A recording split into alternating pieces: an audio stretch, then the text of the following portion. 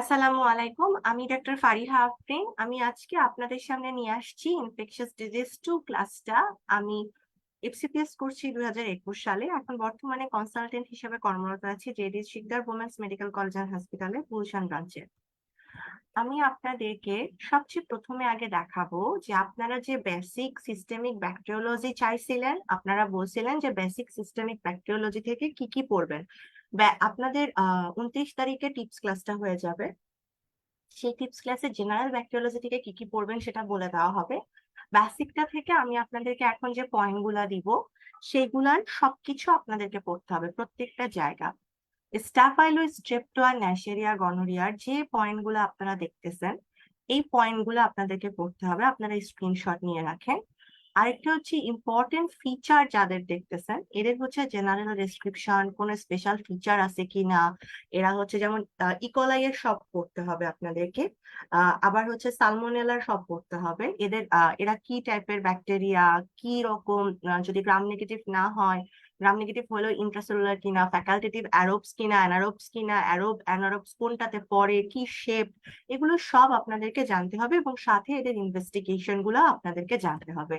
জানার খুব বেশি দরকার নাই হচ্ছে ট্রিটমেন্ট আর কি ডিজিজ করে সেটাও জানতে হবে। সেই ডিজিজটা করার জন্য এই ব্যাকটেরিয়ার কোন স্পেসিফিক প্রোটিন বা ভাইরাস আছে, মানে ব্যাকটেরিয়া কোন স্পেসিফিক প্রোটিন অথবা ইনভলভ অথবা পিলাই আছে কিনা এটা জানতে হবে।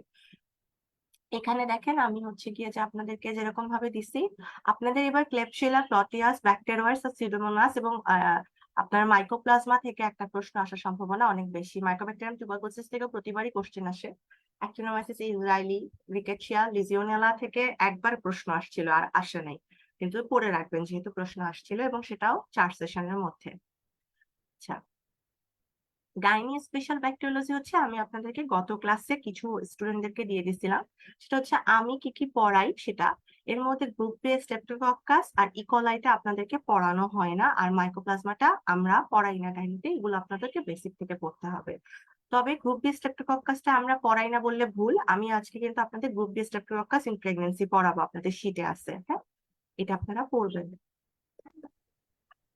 আজকের ক্লাসের টপিক, যাদের ব্যাকটেরিয়াল ভেজাইনোসিস টপিকটা পড়ানো হয়নি তাদেরকে আমি আলাদা করে ব্যাকটেরিয়াল ভেজাইনোসিস টপিকটা পড়াবো। আর আজকের ক্লাসের টপিক হচ্ছে trichomoniasis, moniliasis, herpes, HIV, genital wart তথা এইচপিভি। এই জেনিটাল ওয়ার্ডের এইচপিভি তে আমি এইচপিভি হচ্ছে ভ্যাকসিনেশনটা দিশা যেহেতু ক্লাস নিয়ে ফেলছে, পড়াই ফেলছে, সো আমি ওটা স্কিপ করে যাব। ইনফেকশন ইন প্রেগন্যান্সি আর টর্চ মানে হচ্ছে গিয়ে যে আপনার টক্সোপ্লাজমা, রুবেলা, সাইটোমেগালো, স্পেশালি রুবেলার সাইটোমেগালোর পার্থক্যটা পড়াবো, আর ভার্টিকাল ট্রান্সমিশন অফ প্যাথোজেন্সটা আপনাদেরকে দেখাই দিব। প্যারাসাইটোলজি আর মাইকোলজি থেকে আমার আজকের ক্লাস শুরু। প্যারাসাইটো আর মাইকোলজির মধ্যে আপনার from clinical are from general কি কি লাগবে আপনারা দেখেন। ফ্রম ক্লিনিক্যাল আপনাদের দেখেন টক্সোপ্লাজমা গন্ডিটা লাগবে, ট্রাইকোমোনাস ভেজাইনালিসটা লাগবে, ক্যান্ডিডা অ্যালবিকান্সটা লাগবে এবং প্লাজমোডিয়াম লাগবে। আচ্ছা, প্লাজমোডিয়ামটা কিন্তু ক্লিনিক্যালে শুধুমাত্র ম্যালেরিয়া এন্ড প্রেগন্যান্সি দেওয়া। এটার চেয়ে আপনারা প্লাজমোডিয়ামটা বেসিক থেকে পড়বেন। জেনারেল মানে বেসিক থেকে আপনারা সবকিছু পড়বেন হচ্ছে ক্যান্ডিডার, প্লাজমোডিয়ামের, হিস্টোপ্লাজমা ক্যাপসুলেটামটা তারপরে পড়বেন, আর নেকটার আমেরিকাস বা হুকওয়ার্মটা পড়বেন। চলে আসি আমাদের আজকের ক্লাসের প্রথম টপিকস। আমার আমি আগে আপনাদের কাছে একটু ক্ষমা চাবো, সেটা হচ্ছে গিয়ে আমি আহ, আমার হচ্ছে ফেরেনজাইটিস হয়েছে। আর আহ, গলা ওভার ইউজের কারণে আমার গলাটা ভেঙে গেছে। তো অনেক সময় আপনাদের হয়তোবা আমার কথা বুঝতে প্রবলেম হইতে পারে। আহ সো সো যদি হয় একটু মেসেজ দিবেন, আমি মেসেজটা দেখবো। আর ক্লাসে আমি আজকে ধীরে ধীরে সব পড়াবো। তো আমি আপনাদেরকে ক্লাসে প্রশ্ন করার সুযোগ দিব, যতক্ষণ না পর্যন্ত আমি সুযোগ দিচ্ছি ততক্ষণ পর্যন্ত কেউ মানে প্রশ্ন না করলে আর কি ভালো, বিকজ সুযোগ মানে তখন তাহলে পড়াটার ফ্লোটা নষ্ট হয়ে যায়। তাই আমি প্রশ্ন করার যখন সুযোগ দিব আর সুযোগ নিবেন। ধরেন কেউ লেটে জয়েন করছেন, একটা টপিক পড়তে পারেন নাই, শুনতে পারেন নাই, হঠাৎ করে মাঝ থেকে আসছেন, সে ধরতে পারেন নাই, সে অপেক্ষা করবেন। আমি ক্লাসটা শেষ করলে আপনারা ওই জায়গাটা দেখে নিতে পারবেন। হ্যাঁ, সরি, আমার ইয়াটা শেয়ার স্ক্রিনটা বন্ধ হয়ে গেছে, একটু দাঁড়াবেন। নেট প্রবলেম করতে পারে, আপনারা কাইন্ডলি আমাকে নেট প্রবলেম করলে জানাবেন।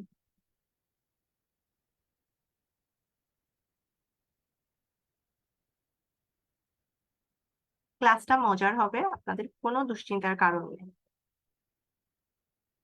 একটু বোরিং হবে প্রথমে। আচ্ছা, ট্রাইকোমোনিয়াসিস আপনাদেরকে আমি গত ক্লাসে পড়াইছি ট্রাইকোমোনিয়াসিস ভার্সেস ক্যান্ডিডিয়াসিস। তার মানে আমরা যখন ক্যান্ডিডা অ্যালবিকান্স পড়ি তখন আমাদের একটা বড় জিনিস থাকে যে আমরা এটাকে ট্রাইকোমোনিয়াসিস থেকে আলাদা করব। তাহলে আমাদের ট্রাইকোমোনিয়াসিস কি? আমাদের ট্রাইকোমোনিয়াসিস যখন আমরা পড়বো তখন আমাদের মাথায় রাখতে হবে এটা একটা প্যারাসাইট, এটা একটা প্রোটোজোয়া। তাহলে চলে আসি সেটা, এটা কি করে? ট্রাইকোমোনাস ভ্যাজাইনালিস যে সে ভ্যাজাইনাল ট্রাইকোমোনাসিস করে, যেটা মোস্ট ইম্পর্টেন্ট এবং common cause of vaginitis in child bearing period.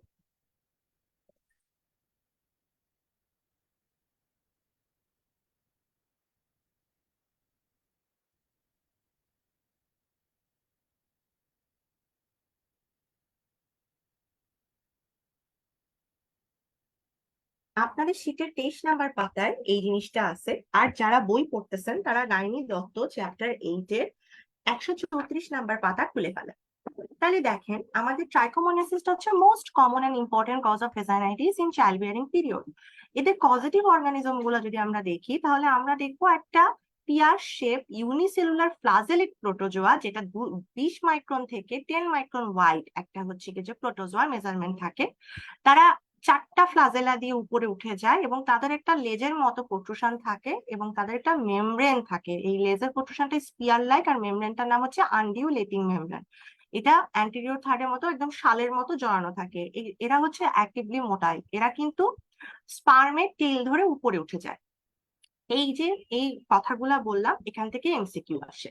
এরপরে চলে আসেন আপনাদের এটার মোড, এই অর্গানিজমটা তো দেখতেই পাচ্ছেন যে দেখেন এই আনডিউলেটিং মেমব্রেন শালের মতো 4টা ফ্লাজেলা, এটা এক্সোস্টাইল। হ্যাঁ, এই স্পিয়ার লাইক এক্সোস্টাইলটা হচ্ছে টেলের মতো একটা জিনিস এবং এদের নিউক্লিয়াস থাকে, এরা মোটাইল, অ্যাক্টিভলি মোটাইল। বডিতে সোয়ার্মিং মোটিলিটি দিয়ে ইউটিআই করে হচ্ছে প্রোটিয়াস। এই কথাটা এখানে বলে রাখলাম কারণ এটা আপনাদের দরকার হবে। মোড অফ ট্রান্সমিশনটা দেখেন এই অর্গানিজম গুলো প্রিডমিনেটলি সেক্সুয়াল কন্ট্যাক্ট দিয়ে ট্রান্সমিটেড হয়। মেল যারা আছে মেল যারা আছে তারা তাদের ইউরেথ্রা এবং প্রোস্টাটে এই অর্গানকে হারবার করে। এদের ইনকিউবেশন পিরিয়ডটা হচ্ছে 3 থেকে 28 দিন এবং 75% কেসে আমরা কিন্তু সেই স্কিনিস গ্ল্যান্ড, ইউরেথ্রা আর বার্থোলিন গ্ল্যান্ড থেকে এদেরকে আলাদা করতে পারি। এরা একটা কমন কজ কাদের? প্লুরাইটাস ভালভি। তো প্লুরাইটাস ভালভি মানে কি? ভ্যাজাইনাতে চুলকি চুলকি। তো এই ভ্যাজাইনার চুলকি চুলকির 2টা কমন কজ আছে, একটা হচ্ছে ক্যান্ডিডা, একটা হচ্ছে ট্রাইকোমোনাস। কে বেশি চুলকায়? বেসিক্যালি বিছুটি পাতার মতো চুলকায় হচ্ছে ক্যান্ডিডা, কিন্তু আপনাদের ঠিক যারা শীটে আছেন তারা শীটের 25 নাম্বার পাতায় দেখবেন, যারা শীটে আছেন শীটের 25 নাম্বার পাতায় দেখবেন ট্রাইকোমোনাসের চুলকানিতে 3টা হচ্ছে গিয়ে যে আপনার প্লাস সাইন দেওয়া, আর ক্যান্ডিডার চুলকানিতে মাত্র 2টা প্লাস সাইন দেওয়া। তাহলে যদি এসপি আসে কে বেশি চুলকায়, অ্যান্সারটা ওই শীটের 25 নাম্বার পাতার যে বক্সটা আছে, যেটা 135 নাম্বার পাতার দত্তের বক্স, সেটা অনুযায়ী হচ্ছে ট্রাইকোমোনাস। কিন্তু যদি বোথ দেয় অ্যান্সারে, মানে ট্রাইকোমোনাস এন্ড ক্যান্ডিডা, তাহলে এইটা অ্যান্সার হবে। প্লুরাইটাস ভালভির মোস্ট ইম্পর্টেন্ট কজ হচ্ছে ট্রাইকোমোনাস এন্ড ক্যান্ডিডা। প্র্যাকটিক্যাল লাইফে ক্যান্ডিডা বেশি চুলকায়, বাট ওই দত্তের যে হচ্ছে গিয়ে যে আপনার 135 নাম্বার পাতার বক্স আছে তার তার প্লাস প্লাস অনুযায়ী ট্রাইকোমোনাস বেশি চুলকায়। আপনারা এখন আসেন বডিতে আমাদের ভ্যাজাইনাল পিএইচ এ। আমাদের ভ্যাজাইনাল পিএইচ আমরা করছি অ্যাসিডিক। অ্যাসিডিকের সি আছে, অ্যাসিডিকের সি আছে, ট্রাইকোমোনাসে সি আছে কিন্তু সে অ্যাসিডিক করে না। তাহলে কোন কোন সি তে অ্যাসিডিক হয়? একটা হচ্ছে ক্লামাইডিয়া, একটা হচ্ছে ক্যান্ডিডা। তার মানে সি দিয়ে শুরু বডিতে, সি দিয়ে শুরু বডিতে যে অর্গানিজম গুলো আছে তারা অ্যাসিডিক নেচারে বাড়ছে, তাদের 1 নাম্বার হচ্ছে ক্যান্ডিডা, 2 নাম্বার হচ্ছে ক্লামাইডিয়া, এবং নর্মালটাও হচ্ছে আমাদের অ্যাসিডিক নেচার ভ্যাজাইনাতে। তাহলে ট্রাইকোমোনাসিসের কথা তো আমি বলি নাই, তাহলে এটা কি অ্যালকালাইন নেচারে বাঁচে। তাহলে অ্যালকালাইন নেচারটা কখন তৈরি হয়? যখন আমাদের ভ্যাজাইনাল ডিফেন্সটা লস হয়। কখন আমাদের রিপ্রোডাক্টিভ এজে ভেজানাল ডিফেন্স লস হয়? মেনস্ট্রুয়েশনের সময় নরমালি লস হয়, অথবা অ্যাবর্শন ডেলিভারির সময়। এই মেনস্ট্রুয়েশনের সময়টাকে নোট করে রাখেন। Sudden profuse and offensive ভেজানাল discharge often dating from last menstruation. মানে ডেটিং ফ্রম লাস্ট মেনস্ট্রুয়েশন মানে আপনাদের যে মেনস্ট্রুয়েশন শুরু হচ্ছে সেই মেনস্ট্রুয়েশনের সময় থেকে হঠাৎ করে একটা ভ্যাজাইনাল ডিসচার্জ মেনস্ট্রুয়েশনের পাশাপাশি চলবে।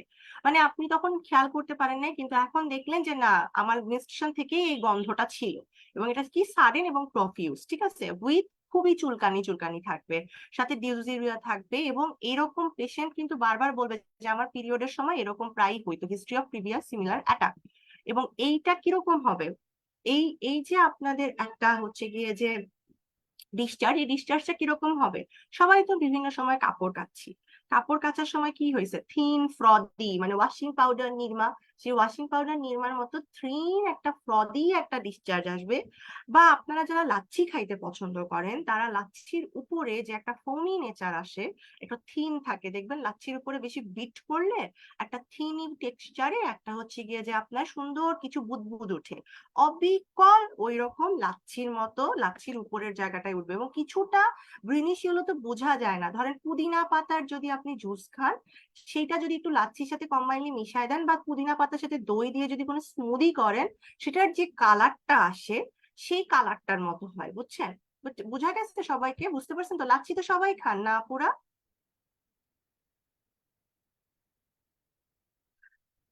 যারা কেউ জি লাচ্ছি খান না, কেউ লাচ্ছি খান না, মুসারাত আপু ছাড়া আর কেউ লাচ্ছি খায় না? হায় হায়, লাচ্ছি তো খাইতে খুব আপু মজা। লাচ্ছি অনেক ফেভারিট। হ্যাঁ, ওটার উপরের ইয়াটা খাইতে খুব মজা লাগে না, ওই যে ফোমটা, জি আপু, জি আপু। খুবই মজা লাগে আপু, এবং ওইটাই হচ্ছে ট্রাইকোমোনিয়াসিসের কিন্তু একদম হচ্ছে এখন কি, থেকে তো আপু লাচ্ছি খাইলে এই ট্রাইকোমোনাস একদম ওই ভ্যাজাইনালিস যে ওই এটার কথা থিনিংটাই মনে আপু। পড়বে। হ্যাঁ আপু, মুখের মধ্যেও টেস্ট করতে পারবেন একদম, খালি অফেন্সিভ স্মেলটা ছাড়া। লাচ্ছিটা যদি ফিশ দিয়ে বানাইতো যেরকম স্মেল আসতো, সেরকম আর কি অফেন্সিভ একটা স্মেল আসতো আর কি। ধরেন মাছের মার্কেটে বসে লাচ্ছি খাচ্ছেন, ম্যানহাটন ফিশ মার্কেট। এনিওয়ে, এই গ্রিনিশ ইয়েলোইশ একটা ফ্রদি টাইপের একটা একটা থিন ডিসচার্জ, এই থিন কথাটা বারবার বললাম, তাইলে এখানে কি হবে, ভালবাটা একদম প্লুরাইটাস দিয়ে চুলকানোর জায়গা দিয়ে একদম ইমপ্লান্ট থাকবে। এবং আপনাদের আমার গত সেশনের যদি অভিনয় মনে থাকে, তাহলে জেনে রাখবেন এটাও ঠিক same painful vaginal examination, red implant painful থাকবে। এবং যারা এই শীতের সিজনে স্ট্রবেরি খাবেন, ধরে নিবেন ভ্যাজাইনাটা স্ট্রবেরির মতো হয়ে গেছে, ট্রাইকোমোনাসিস স্ট্রবেরি, নামও কিন্তু স্ট্রবেরি অ্যাপিয়ারেন্স, ঠিক আছে? তাহলে আমরা সিমিলার স্পট পাবো সার্ভিক্স আর ভেজাইনাতে, কিরকম স্ট্রবেরির মতো পাংটেক পাংটেকলেশন পাবো। হ্যাঁ, এটার নামও চা, এটার কাজও তাই, লাচ্ছি মিশ্রিত স্ট্রবেরি অ্যাপিয়ারেন্স, ঠিক আছে? তাহলে আমরা ট্রাইকোমোনাস ভ্যাজাইনালিস পেয়ে গেলাম স্ট্রবেরি অ্যাপিয়ারেন্স, এবং থিন গ্রিনিশ ইয়েলোইশ ফ্রদি, এবং alkaline nature often star from last menstruation. এই কথাগুলা মুখস্থ ঠোঁটস্থ কণ্ঠস্থ হৃদয়স্থ করবেন। এটা দেখতে যদিও স্ট্রবেরির মতো লাগতেছে না, কিন্তু এটা কিন্তু স্ট্রবেরি নেচারের, হ্যাঁ, স্ট্রবেরি একটা অ্যাপিয়ারেন্স আসবে। যারা যারা স্ট্রবেরি দেখছেন, লাচ্ছির মতো না, স্ট্রবেরি স্মুদির মতো লাগতেছে না, দেখছেন না? এই লাচ্ছি কিন্তু এরকমই হয়, এটার যে গন্ধরে আপু, যে একবার হচ্ছে গিয়ে যে শুনছে, সে আর এই জীবনে সেই গন্ধ ভুলবে না, ট্রাইকোমোনাসিসের গন্ধ। এখন চলে আসেন confirmation. Confirmation done by culture. আমরা এই কালচারটার নাম জানি না, এই জন্য এই কালচারটার নামটা দেখানোর জন্য আপনাদেরকে এটা আমি দিচ্ছি, সেটা হচ্ছে TYM ফেইনবার্গ হুইটিংটন মিডিয়াম। এটার নাম হচ্ছে diamonds TYM of Feinberg Whittington medium. এটার নাম হচ্ছে diamond TYM of Feinberg Whittington medium. Trichomoniasis পুরা ইনফেকশাস ডিজিজে এমন একটা জিনিস, যেখানে আমরা ন্যাট দিয়ে এর ডায়াগনোসিস তো করতে পারি, কিন্তু এটা কনফার্মেটরি ডায়াগনোসিসের আন্ডারে পড়ে না। এটা ন্যাট দিয়ে আমরা কি করি, ন্যাট দিয়ে আমরা স্ক্রিনিং করি। কখন স্ক্রিনিং করি, যখন ট্রিটমেন্ট দিয়ে দিই, তারপরে স্ক্রিনিং করে দেখি যে 3 মাস পরে যে ট্রাইকোমোনিয়াসিস মানে ভ্যাজাইনাতে লাচ্ছি আছে কিনা, ট্রাইকোমোনিয়াসিস ভ্যাজাইনালিস আছে কিনা। তাইলে আমাদের কনফার্মেশন আমরা করি হচ্ছে গিয়ে কি দিয়ে, কালচার দিয়ে। এখন আপনারা বলতে পারেন আপু, হ্যাঙ্গিং ড্রপ প্রিপারেশনটা কি কালচার? প্রথমেই আসছে আমরা আইডেন্টিফিকেশন করি হ্যাঙ্গিং ড্রপ প্রিপারেশন দিয়ে, না। হ্যাঙ্গিং ড্রপ প্রিপারেশন একটা আইডেন্টিফিকেশনের জন্য, একটা স্লাইডের উপরে আমরা একটা ড্রপ স্যালাইন দিয়ে দেখে নেই যে কোনো মোটাইল হচ্ছে গিয়ে যে প্রোটোজোয়া আছে কিনা। যদি মোটাইল প্রোটোজোয়া না থাকে, ট্রাইকোমোনাসিস প্রোটোজোয়া, এটা কিন্তু SBA তে আসে, আমি এটাকে ব্যাকটেরিয়া দিয়ে 2 মার্ক ভুল করছিলাম। সো ট্রাইকোমোনিয়াসিস প্রোটোজোয়া, ভাই মাথায় রাখেন, প্রোটোজোয়া টি ট্রাইকোমোনিয়াসিস। সো এইভাবে আমরা যখন হ্যাঙ্গিং ড্রপ প্রিপারেশন দিয়ে মোটাইল প্রোটোজোয়া পাই, বা নাও যদি পাই, ধরেন আমরা 2বার করলাম পাই নাই, তখন আমরা কনফার্মেশন করার জন্য TYM উইটিংটন মানে ডায়মন্ডস TYN অফ উইটিংটন ফেনবার্গ মিডিয়ামে কালচার করি। এখন আপনাদের আরেকটা জিনিস জানাই, আমরা এটার ভ্যাজাইনাল ডিসচার্জ অথবা ইউরিন দিয়ে ন্যাট করতে পারি, সেটা মোর সেন্সিটিভ দেন কি এই হ্যাঙ্গিং ড্রপ প্রিপারেশনটা কালচারের চেয়ে মোর সেন্সিটিভ, এটা বলে নাই। সো আমরা এই জন্য এখন পর্যন্ত যদি অ্যান্সার আসে তাহলে কনফার্মেশন ডান বাই কালচার হবে। আমরা ন্যাট দিয়ে তাহলে কি করে আমরা দেখে নিই। প্রথম কথা, আমরা যত প্রোটোজোয়া পাই বডিতে, সব প্রোটোজোয়ার মহর্ঘ ওষুধ হচ্ছে মেট্রোনিডাজল। মেট্রোনিডাজলের মেকানিজম অফ অ্যাকশন জানা লাগবে আপনাদের। মেট্রোনিডাজল যদি হচ্ছে গিয়ে যে আপনারা না পান তাহলে টিনিডাজল আমরা দিতে পারি, এটা মেট্রোনিডাজলেরই বড় ভাই। এবং পেশেন্টের হাজবেন্ড, আমি যতগুলা পড়াবো সবাইকে হাজবেন্ড বলেন, পার্টনার বলেন, বয়ফ্রেন্ড বলেন, সবাইকে ট্রিটমেন্টের আওতায় আসতে হবে। Metronidazole safe in all trimester of pregnancy, এটা কি আমার কথা? না, এটা আমার কথা না, এটা গাইনি দত্তের কথা, আমার কথা কিন্তু না। আপনারা দেখবেন যে এটা গাইনি দত্তের 134-35 নাম্বার পাতায় আছে। Okay, metronidazole all trimester in প্রেগন্যান্সিতে সেফ।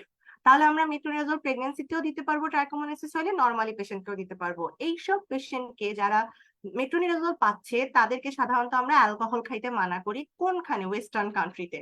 কারণ কি, ডাইসালফিনাম নামক রিঅ্যাকশন হবে। এই পেশেন্ট গুলাকে আমরা আবার হচ্ছে 3 মাস পরে বলবো যে আপনাকে ফলো আপে আসতে হবে, কারণ এই ট্রাইকোমোনিয়াসিস লাচ্ছির মতনই আবার অ্যাপিয়ার করতে পারে, এবং সেটা আমরা ন্যাট দিয়ে দেখবো। ন্যাট কিসে নিব? আইদার ভ্যাজাইনাল ডিসচার্জে নিব, তার যদি ভ্যাজাইনাল ডিসচার্জ না থাকে তাহলে আমি ইউরিনের নিব। ঠিক আছে, তাহলে আমরা ন্যাট দিয়ে আমরা কি করি, স্ক্রিনিং করব যখন ট্রিটমেন্ট পাবে তারপরে, নট তার আগে।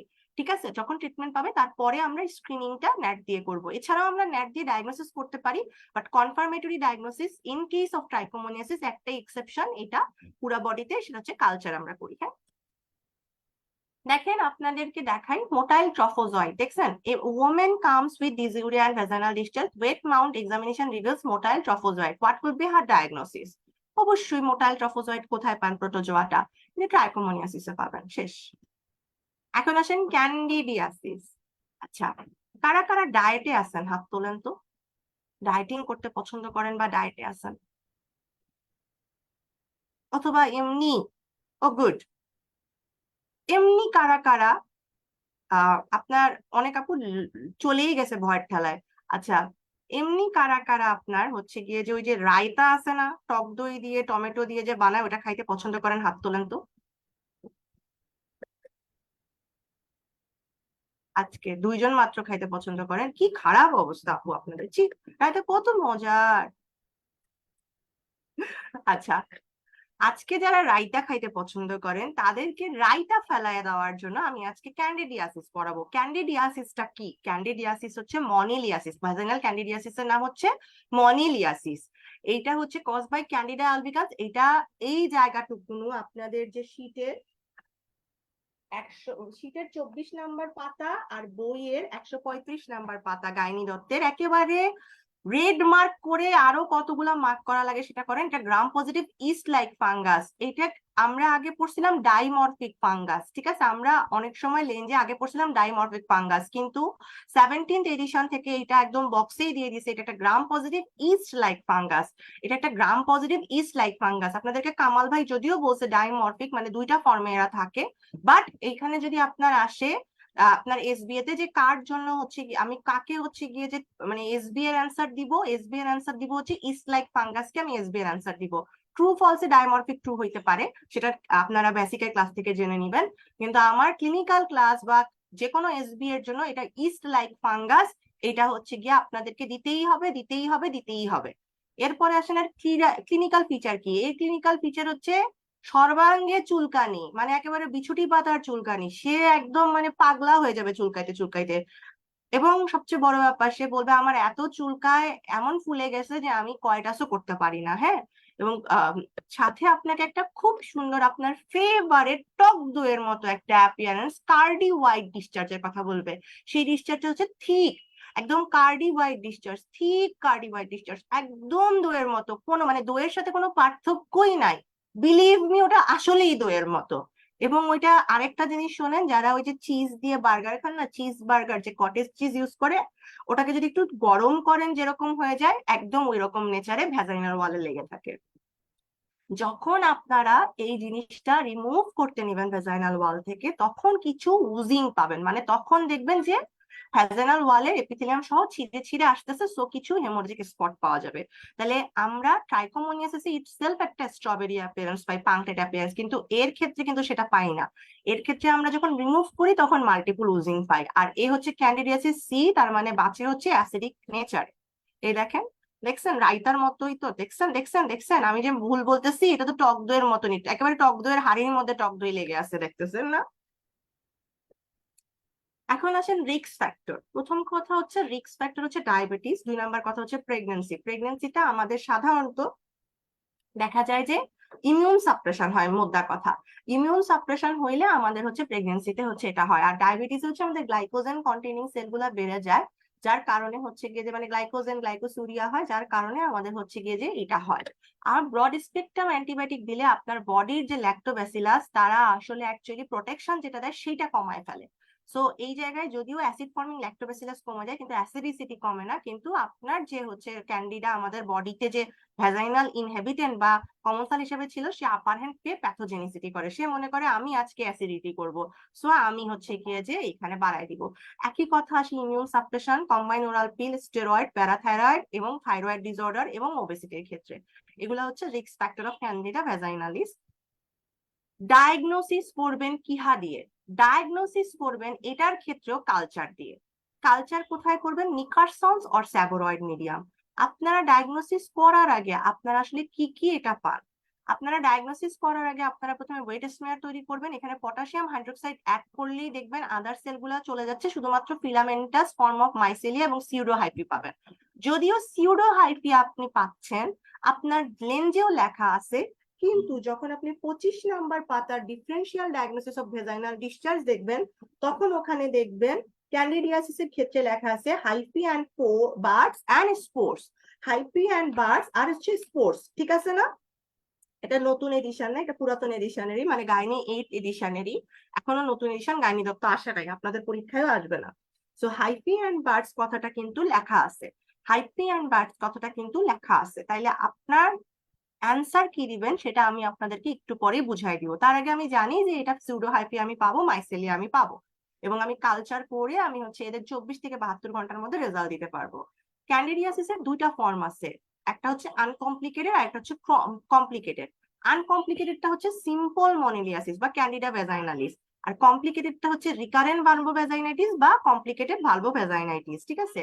এই রিকারেন্ট ভালভোভ্যাজাইনাইটিস এর ক্ষেত্রে আপনাদের বইয়ে ভেজাইনাল বোরিক অ্যাসিড ক্যাপসুল দেয়। এই বোরিক অ্যাসিডটা fungal cell wall growth inhibit করে। খুবই সোজা, খুবই সোজা, খুবই সোজা।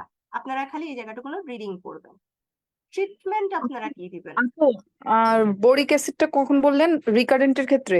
জি আপু, রিকারেন্টের ক্ষেত্রে। পরে আমি কোশ্চেন করার সুযোগ দিব আপু, আপনারা তখন কোশ্চেন করেন। দেখেন ট্রিটমেন্টে আপনারা দেখেন, ট্রিটমেন্টে আপনারা কি করবেন? ট্রিটমেন্টে আপনারা হচ্ছেন গিয়ে যে প্রিডিসপোজিশন ফ্যাক্টর, মানে কি আপু?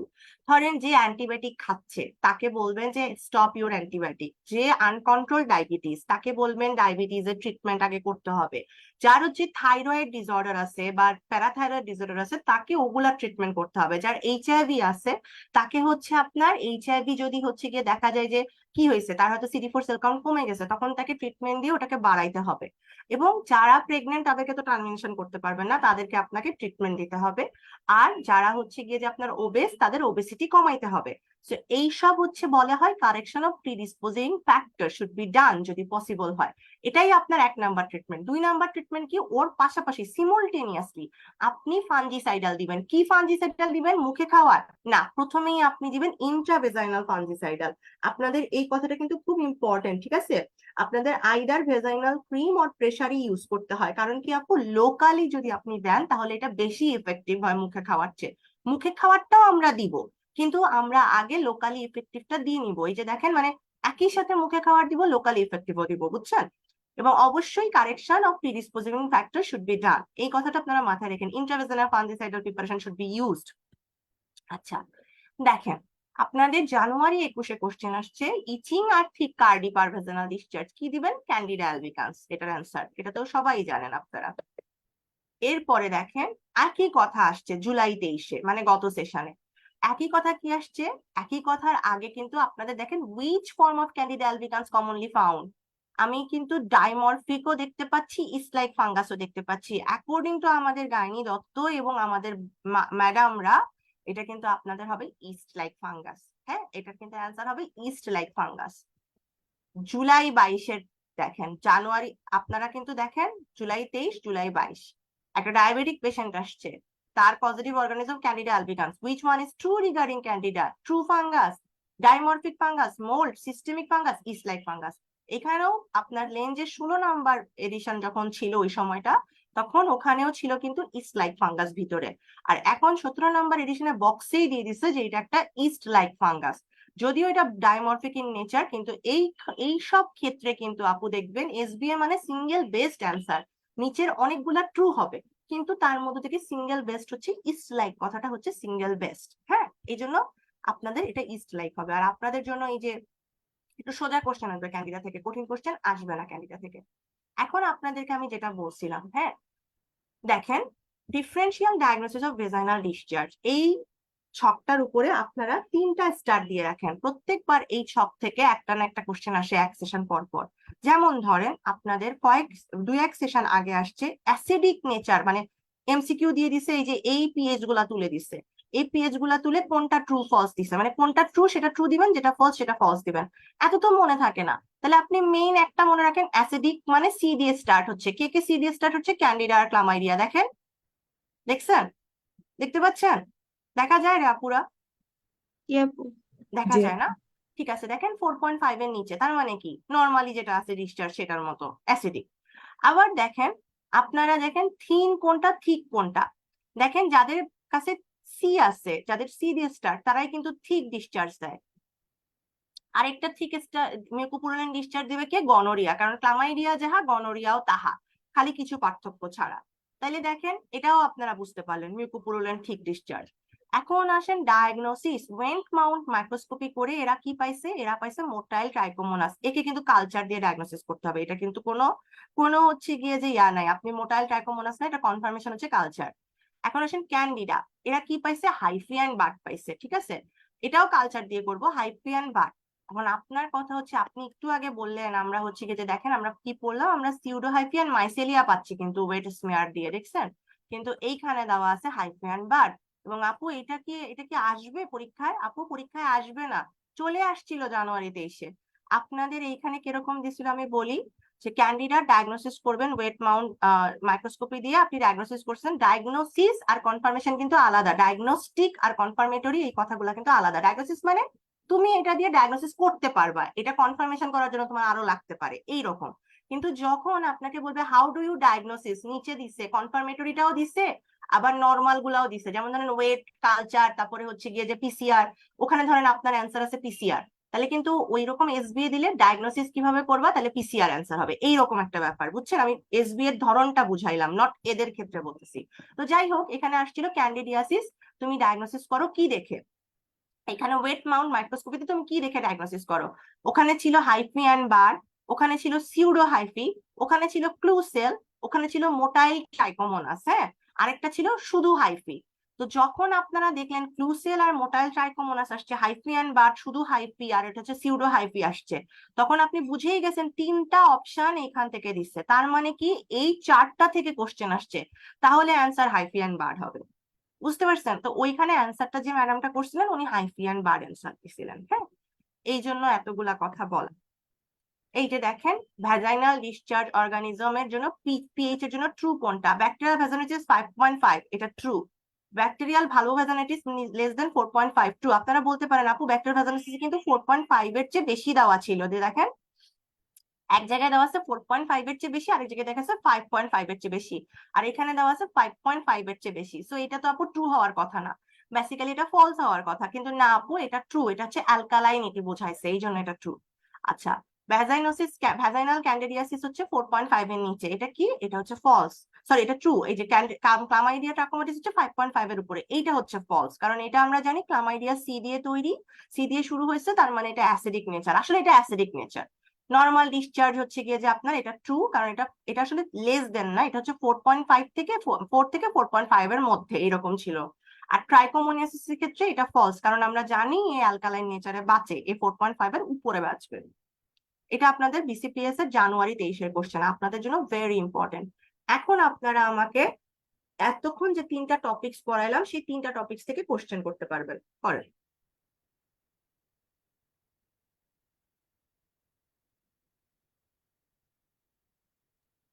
আপু ওই যে ওই কালচার মিডিয়ার নামটা জানি কি ছিল?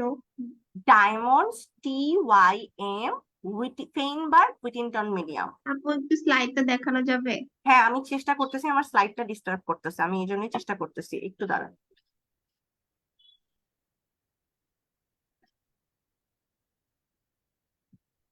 আমার স্লাইডটা বড় করলেই আমার সব চলে যাচ্ছে এখান থেকে, যা যা আপনারা যা যা কোশ্চেন করতেছেন সেটাও চলে যাচ্ছে।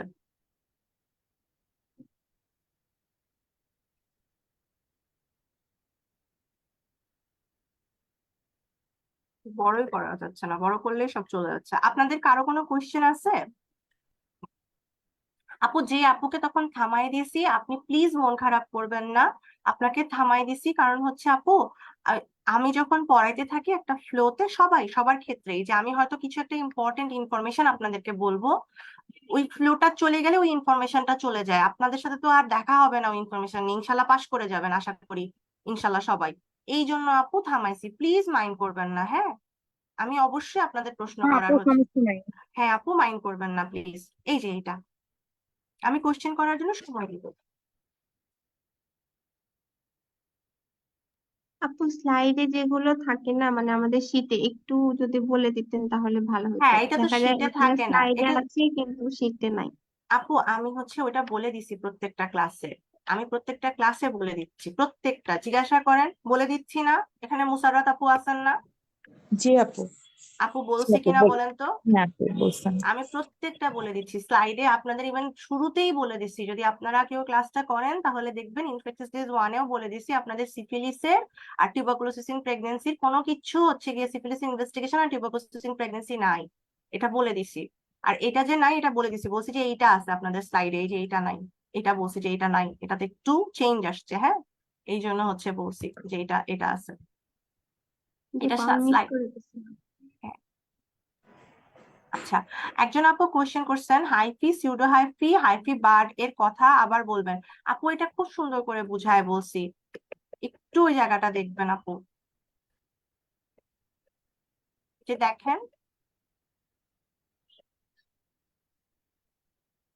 Pseudo hyphae, hyphae and hyphae with birds যখন আসবে তখন স্টেম গুলা দেখবেন যে ক্লুসেল আর মোটাইল ট্রাইকোমোনাস স্টেমে আছে কিনা, বা ক্লামাইডিয়ার নেটটা স্টেমে আছে কিনা।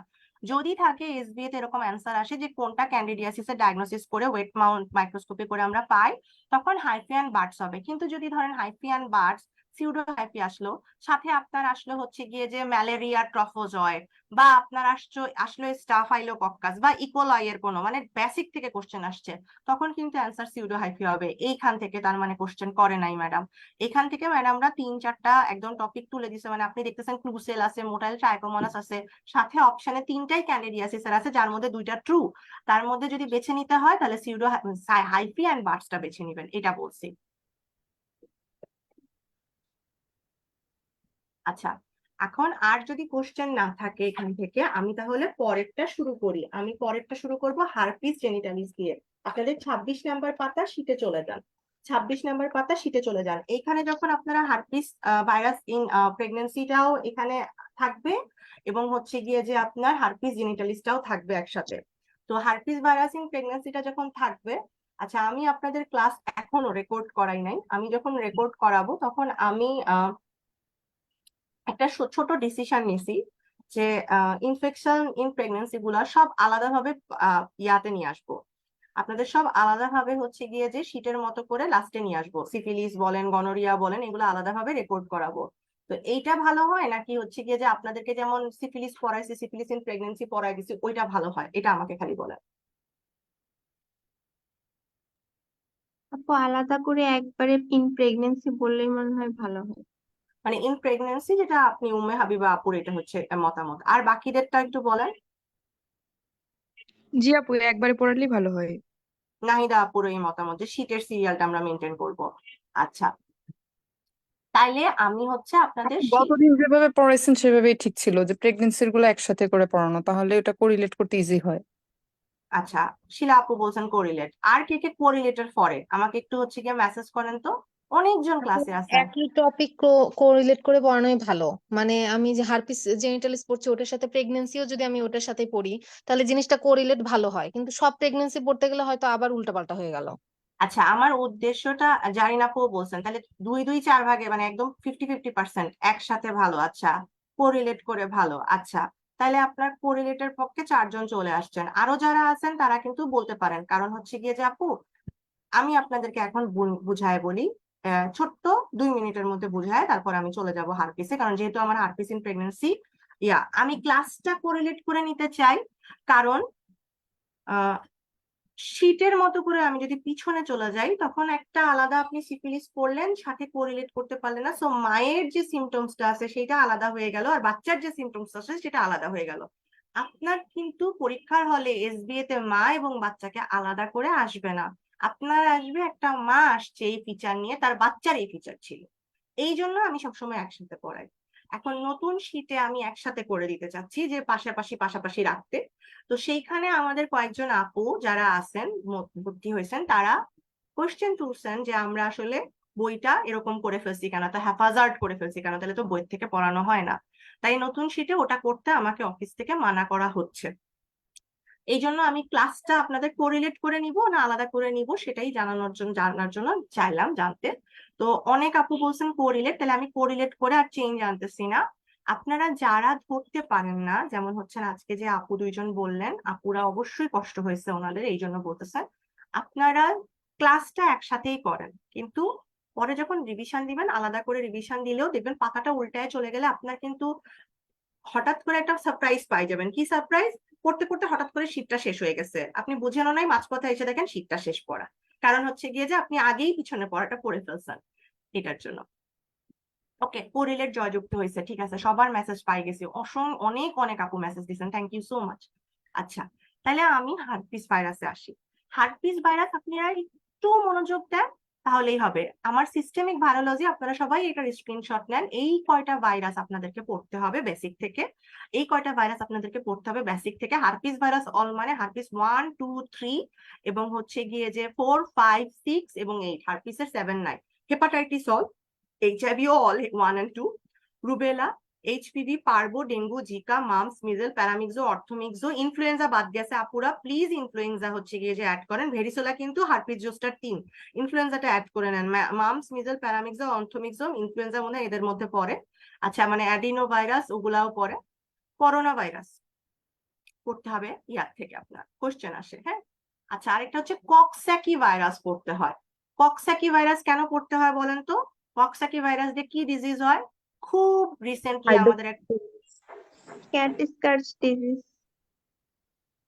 কক্সিস্যাকি মনে হয় এটা। আচ্ছা ক্যাট স্কার্চ। আচ্ছা, এটার আরেকটা গালভরা নাম বাচ্চাদের আন্ডার 5-এ হয়, hand foot mouth disease. Foot mouth disease. এবং এটাও যাদের ছোট বাচ্চা আছে তারা মনে হয় টের পাচ্ছেন। সো অনেক বেশি হঠাৎ করে শীতকালে এটা ব্রেকআউট হয়, তাই কক্সাকি ভাইরাসটাও পড়বেন, কক্সিসাকি ভাইরাসটাও পড়বেন। আর আমরা যে ক্লাসটা আমি রেকর্ড করাবো সেই ক্লাসটাও দয়া করে দেখবেন। যারা আজকের ক্লাস করতেছেন বা গতকালকের ক্লাস করছেন তাদের কাউকে দেখা লাগবে না, যারা লাইভে ক্লাস করছেন তাদের কাউকে দেখা লাগবে না, কিছু কিছু ক্লাসে দেখা লাগবে, আমি বলে দিব। আর সবাই ফাইনাল গ্রুপটাতে খবর রাখবেন, খোঁজ রাখবেন যে কি কি আমি ওখানে মেসেজ পাঠাবো। আমি আর 15 মিনিট পরে আপনাদেরকে একটা ব্রেক দিব নামাজের। হার্পিস ভাইরাসে দেখেন আমি পড়াবো হচ্ছে herpes simplex 2, varicella zoster, cytomegalo, এগুলো প্রেগনেন্সিতে পড়াবো। আর এইচআইভি পড়াবো, এগুলো হচ্ছে আমার clinical important. Hepatitis in pregnancy পড়াবো, রুবেলা ইন প্রেগনেন্সি পড়াবো, এইচপিভি ভাইরাস পড়াবো, Zika and dengue in pregnancy পড়াবো, কোভিড ইন প্রেগনেন্সি দেখাবো। আচ্ছা, প্রথমে আসি জেনিটাল হার্পিস। জেনিটাল হার্পিস কিন্তু 1 and 2 দিয়ে হয় না, শুধুমাত্র 2 দিয়ে হয়। যদিও বলা আছে হার্পিস জেনিটালিস আমাদের বইতে positive organism herpes simplex 1 and 2, তাহলে আপনাদের যদি আসে জেনিটাল হার্পিস জেনিটালিস কি দিয়ে হয়, দেখেন এটা আমার কথা না, হার্পিস জেনিটালিস ভাইরাস কি দিয়ে হয় এটা আমার কথা না। এটা যদি অপশনে থাকে herpes simplex 1, herpes simplex 2, herpes simplex 1 and 2 যদি একসাথে অপশনে থাকে তাহলে 1 and 2 অপশন আপনাকে লিখতে হবে, কিচ্ছু করার নাই, কারণ এটা বইয়ের কথা। আর যদি এইরকম ভাইরাস না আসে আপনাদের, তাহলে এটার অ্যান্সার হচ্ছে হার্পিস সিমপ্লেক্স 2 দিয়ে হয় হার্পিস জেনিটালিস মেইনলি। ওকে, 1 and 2 দিয়ে কিন্তু বোথ দিয়ে হইতে পারে, মানে ল্যাবিয়ালিস দিয়ে জেনিটালে যদি হয় তাহলে জেনিটালিস হইতে পারে। আচ্ছা, এটা সেক্সুয়ালি ট্রান্সমিটেড হয় অথবা আপনার হচ্ছে গিয়ে যে ওরোজেনিটাল কন্ট্যাক্টে হইতে পারে। ইনকিউবেশন পিরিয়ড 2 থেকে 14 দিন। এইটার সাথে আপনি কাকে গুলাবেন? এটার সাথে আপনি রেড আলসার গুলাবেন। তাহলে রেড কি আলসার গুলাবেন? আমাদের বডিতে রেড কি টাইপের আলসার হয়? আমি যখন পড়াইছি তখন 3টা আলসার হয় ভ্যাজাইনাতে রেড। একটা কি হিমোফিলাস ডুক্রি, আরেকটা কি হার্পিস সিমপ্লেক্স, আরেকটা কি ডনোভানোসিস। ডনোভানোসিসটা কি পেইনফুল? না, পেইনফুল না। তাহলে পেইনফুল আছে দুইটা, একটা হচ্ছে হার্পিস সিমপ্লেক্স, আরেকটা হচ্ছে কি আপনার হিমোফিলাস ডুক্রি। এখানে দেখেন আমরা হিমোফিলাস ডুক্রিতে পড়ছিলাম 3 থেকে 5 দিন, আর এখানে দেখেন less than 7 days। একটা পার্থক্য হয়ে গেল হার্পিস সিমপ্লেক্স। এখানে হচ্ছে ইনিশিয়ালি রেড, পেইনফুল, ইনফ্লামেটরি, সাথে কি মাল্টিপল ভেসিকল অ্যাপিয়ার হবে। আমরা হিমোফিলাস ডুক্রিতে কি পড়ছিলাম আপুরা, কেউ বলেন তো কি অ্যাপিয়ার হবে ওদের সাথে? পাস্টিউল দিয়ে শুরু হয়। না, ভেসিকুলো পাস্তিউল দিয়ে হয়। পাস্তিউল দিয়ে তো অনেকগুলো হয়। হিমোরেজিক না না না, ভেসিকুলো পাস্তিউল দিয়ে হয়। আমি মানে ভেসিকুলার এগেনস্টে চাচ্ছিলাম শুনতে, ওটা হচ্ছে ভেসিকুলো পাস্তিউল দিয়ে হবে। পাস্তিউল বলছেন, খুবই ভালো বলছেন, কিন্তু হিমোফিলাস ডুক্রির ক্ষেত্রে কিন্তু এটা একদম একটাই আছে হিমোফিলাস ডুক্রি, যেটা ভেসিকুলো পাস্তিউল দিয়ে হয়। তাহলে এই জায়গাটা আপনাদের কি ওয়ার্ড? তাহলে আপনার কাছে কোনো মোস্ট পেইনফুল আলসার আসছে হার্পিস সিমপ্লেক্স, আপনার কাছে মোস্ট পেইনফুল আলসার আসছে ভেসিকুলো পাস্তিউল র্যাশ নিয়ে আসছে, তাইলে কিন্তু হিমোফিলাস ডুক্রি হয়ে যাবে অ্যান্সার। ওকে, আচ্ছা। আরেকটা জিনিস কি দেখেন, এইখানে কিন্তু কিছু বলা নাই ইনগুইনাল লিম্ফ্যাডিনোপ্যাথির কি হয়, কিন্তু হিমোফিলাস ডুক্রিতে একদম স্পষ্ট ভাষায় বলা আছে ইউনিল্যাটারাল বা ইউনিঅকুলার, তারপরে বা ইউনিল্যাটারাল লিম্ফ্যাডিনাইটিস হয়। তাইলে পেইনফুল লিম্ফ নোডও হয়, সেটা কি ইউনিল্যাটারাল, মানে এক সাইডে হয়। তাহলে এখান থেকে আপনি হার্পিস সিমপ্লেক্সে কি পাইলেন? হার্পিস সিমপ্লেক্সে রেড পেইনফুল একটা ইনফ্লামেটরি এরিয়া হয়, যার মাল্টিপল ভেসিকল অ্যাপিয়ার করে এবং মাল্টিপল শ্যালো আলসার অ্যাপিয়ার করে, যেগুলো আলটিমেটলি ক্রাস্ট হয়, আর ইনগুইনাল লিম্ফ্যাডিনোপ্যাথি হয়। আর ওই সাইডে কি, ওই সাইডে 3 থেকে 5 দিনের মধ্যে একটা পেইনফুল হিমোরেজিক আলসার অ্যাপিয়ার করবে, যার ভেসিকুলো পাস্তিউল র্যাশ থাকবে এবং যার ইউনিল্যাটারাল লিম্ফ্যাডিনাইটিস থাকবে। এটা হচ্ছে পার্থক্য। এই কথাটা আবার একটু ক্লাস রিউইন্ড করে দেখে নিবেন, ঠিক আছে? কারণ হার্পিস সিমপ্লেক্সের সাথে হিমোফিলাস ডুক্রি অপশনে থাকে রেড পেইনফুল আলসারের। হ্যাঁ, আচ্ছা। হার্পিস সিমপ্লেক্সের 2টা টাইপ আছে, একটা হচ্ছে প্রাইমারি আর একটা হচ্ছে রিকারেন্ট। সেকেন্ডারি কিন্তু না, প্রাইমারি আর একটা হচ্ছে রিকারেন্ট। বেসিক্যালি আমরা বেশি পাই রিকারেন্ট। তাইলে আপনাদের রিকারেন্ট ইনফেকশনটা আমরা হাই পাই। রিকারেন্ট ইনফেকশন আমাদের জন্য প্রবলেম না, কিন্তু রিকারেন্টেও অ্যাক্টিভ লেশন থাকতে পারে। অ্যাক্টিভ লেশন মানে হচ্ছে আপু নট প্রাইমারি, অ্যাক্টিভ লেশন মানে হচ্ছে আপু যেই লেশনটা আপনার ব্যাকটেরিয়া ছড়ায়, সরি, যে লেশনটা ভাইরাস ছড়ায়। সো আমরা চলে আসি আমাদের হার্পিস সিমপ্লেক্সের ডায়াগনোসিসে। এতক্ষণ তো আমরা পড়লাম যে একটা হচ্ছে প্রাইমারি, একটা হচ্ছে রিকারেন্ট। ডায়াগনোসিসও তাহলে 2বার হবে, একটা প্রাইমারিকে করবো আর একটা হচ্ছে রিকারেন্ট করবো। এখানে কিন্তু আবার ডায়াগনোসিস করার জন্য আপনি অ্যাক্টিভ লেশন খুঁজছেন না। প্রাইমারি হার্পিস সিমপ্লেক্স বা যে কোনো হার্পিস সিমপ্লেক্স যদি আসে, আমরা পিসিআর এইচএসভি ডিএনএ করবো, তাহলে ডিএনএ পিসিআর করব। এটাই ডায়াগনস্টিক। যদিও আমরা কালচারও করতে পারি, এলাইজা করতে পারি, ওরা আসলে ট্রু দিব। এসবিএ তে ডায়াগনস্টিক হচ্ছে পিসিআর, ডিএনএ পিসিআর, আরএনএ কিন্তু না, এটার নাম হচ্ছে ডিএনএ পিসিআর। আরেকটা আপনারা দেখতে পাচ্ছেন রিকারেন্ট হার্পিস, সে আবার ওয়েস্টার্ন ব্লটে হচ্ছে গিয়ে যে ডায়াগনোসিস করা যায়। মোস্ট স্পেসিফিক হচ্ছে ওয়েস্টার্ন ব্লটে আমরা কোনটা করি? রিকারেন্ট হার্পিসে আমরা ওয়েস্টার্ন ব্লট করি, কিন্তু ডিএনএ পিসিআর করি কার? প্রাইমারি হার্পিসে করি। আসেন আপনাদের জন্য কি কি জানতে হবে। 1 নাম্বার কথা, রিকারিং এপিসোডে আমি কি ট্রিটমেন্ট দিই? Rarely needed. কখন আমি ট্রিটমেন্ট দিব? যখন আপনার 6 এপিসোডের বেশি হবে প্রত্যেক বছরে, তখন আমি ট্রিটমেন্ট দিব। ঠিক আছে, 6 এপিসোডের বেশি হবে প্রত্যেক বছরে, তখন আমি ট্রিটমেন্ট দিব। কি ট্রিটমেন্ট? সাপ্রেসিভ থেরাপি দিব। কার ক্ষেত্রে? রিকারেন্ট হার্পিসের ক্ষেত্রে। এমনি রিকারেন্ট হার্পিসে আমরা সাধারণত কোনো ট্রিটমেন্ট দেই না। আচ্ছা, আর কি ট্রিটমেন্ট আমরা দিই? আমরা 2015 সালের একটা ট্রিটমেন্ট পাইছি, যেটা আপনারা 26 নাম্বার পাতায় পাবেন। হ্যাঁ, 26 নাম্বার পাতায় আপনারা পাবেন। এইটা না, আপনারা 26 নাম্বার পাতা শীটে চলে যান। শীটের 26 নাম্বার পাতা অথবা গাইনি দত্তের চ্যাপ্টার 12 126 আর 127 নাম্বার পাতায় পাবেন। দেখেন এখানে বলছে treatment of herpes simplex virus 1 and 2। Treatment of herpes simplex virus 1 and 2, একটা হচ্ছে প্রাইমারি এপিসোডের আমরা ট্রিটমেন্ট দিব, রিকারেন্ট এপিসোডের ট্রিটমেন্ট দিব, ডেইলি সাপ্রেসিভ ট্রিটমেন্ট দিব। এখন তাইলে আমরা প্রাইমারি এপিসোডের ট্রিটমেন্ট কি দিব? সেটা হচ্ছে এই যে দেখেন ইনিশিয়াল থেরাপিতে দেওয়া আছে।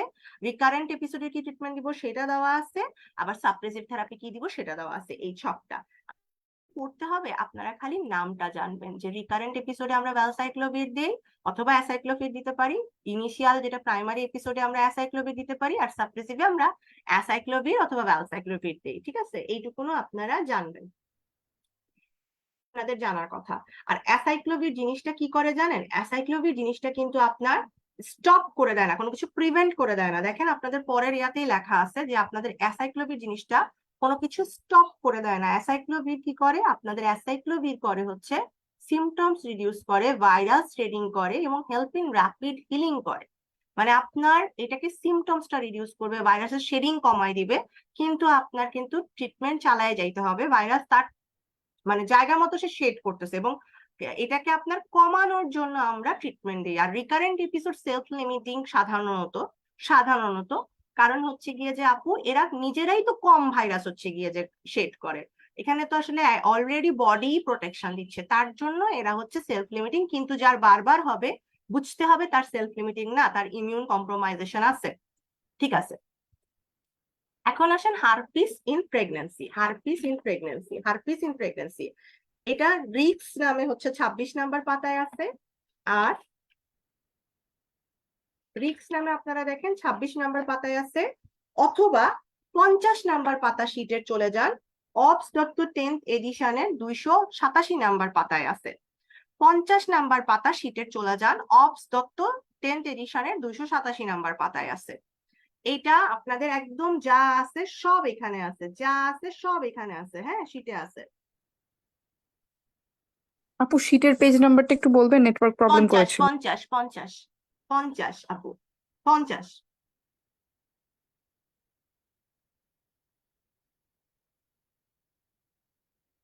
পাইছেন? সবাই পাইছেন?